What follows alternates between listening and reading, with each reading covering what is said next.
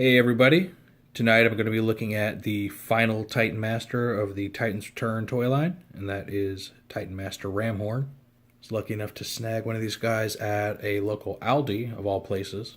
So, simple figure, so this won't be an overly long review, but we'll get some good shots of him and some comparisons with his mold mate Shuffler and some other things too.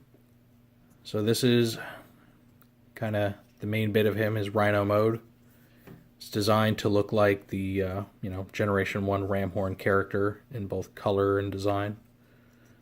The original Ramhorn was a cassette character for Blaster. Decided to change to a Titan Master for this toy line, which, disappointing to me, but still a neat toy. This is his aforementioned mold mate, Shuffler. They utilize mostly the same parts. The only differences are the heads are completely new on Ramhorn, and the little side weapon piece is actually a completely new part. An interesting thing to point out with this figure is that it actually comes in two color variants. There's the one I have right here, which is a darker, almost brown color, which is seems to be the more common one, and it is a bit more accurate to the original Ramhorn figure.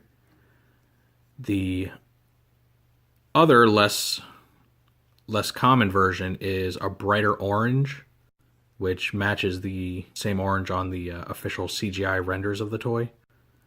Why this running change occurred, nobody outside of Hasbro really knows. It was just unintended change in like plastic use at the factory or what have you.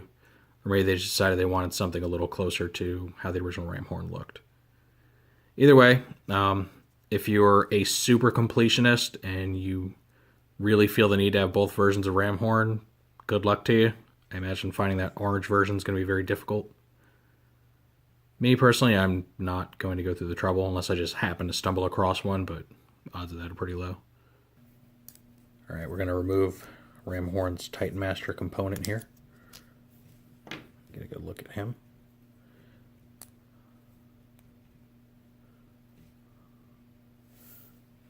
This is the actual character himself. Got a little rhinoceros face there. Fix his knees. This is the faceplate that comes on his back. Alright, this is him with Shuffler again. Their bodies are exactly the same mold. The head piece is completely new, and then of course the larger robot face. He does have a lot more painted detail as opposed to, I guess zero painted detail here.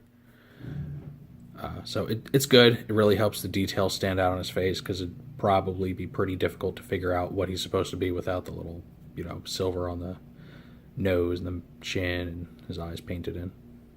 So he stands out a bit above most other Titan Masters who are left pretty much unpainted. Looking at Ramhorn's head design, if you don't recognize it, don't be too surprised. It's actually based off of an unreleased Japanese exclusive Headmaster figure from way back in the 80s. So this toy serves as kind of a double homage to Generation 1 Ramhorn as a cassette, but also this Headmaster Warrior Rhino guy that never got released. It does make for a very interesting, dynamic looking head sculpt. He's not just like round or square or whatever. He's got a lot of little details and etchings here and there. It's basically supposed to look like a rhino that folds up into a head, because that's what the original toy would have been. Very much in the vein of Sawback / Leon or Shuffler. His Rhino vehicle converts into a tank for the Titan Master to ride. Just flip the head up, spin it 180, and fold it out here. Get his tail to point straight out like a tank turret. Then you just lay his legs down so that the little treads on the bottom touching the ground. Got pegs for his feet right there. So you can plant them on there. I'm gonna grab these things like handlebars here. And yeah, he gets himself a neat little tank to ride around. I think it looks pretty good. Looks a little better than some of the other Titan Master vehicles in my opinion.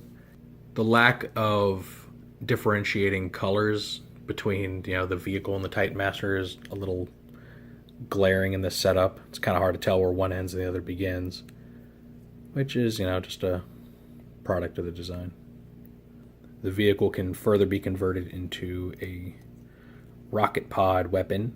You just fold the head back together, bring this handle down like this, and flip these forelegs up, and it turns into this little handheld rocket launcher thing. And then if you'd like, you could bring Ramhorn back in, fold it up into like his head mode, place him back inside the cavity here to just help fill out the weapon. The instructions show that you can have it either way, so kind of matter of preference. Here we got Ramhorn powering up his BFF blaster. See his head attached there. Looks a little small in a Voyager class, but I don't want to obscure it with the mask. He's wielding the missile pod. One thing to keep in mind, just like many of the other Titan Master vehicles, the handle here, the 5mm handle, is not very securely held to the rest of the body. It's very prone to popping off when you go to remove it from these fists.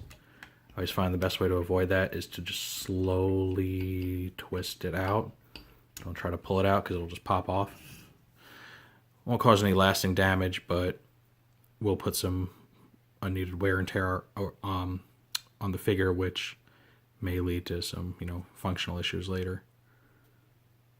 And lastly, we've got him hanging out with the whole gang, or at least, you know, the gang as far as what's available in Titan's Return. You may notice it's a bit jarring, you know, the obvious size difference between him and the other cassette bots. Yeah, which is obviously a byproduct of him being in a different size class entirely. But considering the alternative of just not getting Ramhorn at all, you know, there's that old saying, beggars can't be choosers, and he's a rather obscure character, hasn't been touched on in quite some time. So I'm not overly disappointed. So my final thoughts on this guy, he's one of my favorite standalone Titan Master figures that have come out of the line, aesthetically and character-wise. He's currently very difficult to obtain, at least here in the US. You know, you mostly find them online through scalpers wanting like $20 for a $5 figure. I did mention Aldi at the beginning of this. There was kind of a small influx of them, part of like a stocking stuffer assortment, which is just the Wave 5 Titan Master assortment. He's the only new figure in that wave, which is going to make him even more difficult to come by because he's going to be the only one that people are really going for. So if you find yourself fortunate enough to obtain one, you should count yourself pretty lucky. I'm not a big fan of the way Hasbro kind of went with Titan's Return, where their last waves and some of the size classes were, you know, one standalone new figure and a bunch of repacks, because it does create a higher than, you know, usual difficulty of obtaining that last figure in the line. I get why they do it. I get that retailers tend to kind of back out toward the end of a toy line, especially when a new one's coming in. You know, you kind of see a lot of the final waves of toy lines not get stocked at like brick and mortar stores. So it's kind of a lose-lose situation. You either have to hope that your local retail store is going to carry the final wave, or you have to go on a treasure hunt for that elusive one figure in the new wave. So that's where I'm going to end this video. As always, leave comments below letting me know what you think of the figure, what you thought of the review. Let me know whether or not you're interested in picking this guy up. And I will see you all next time.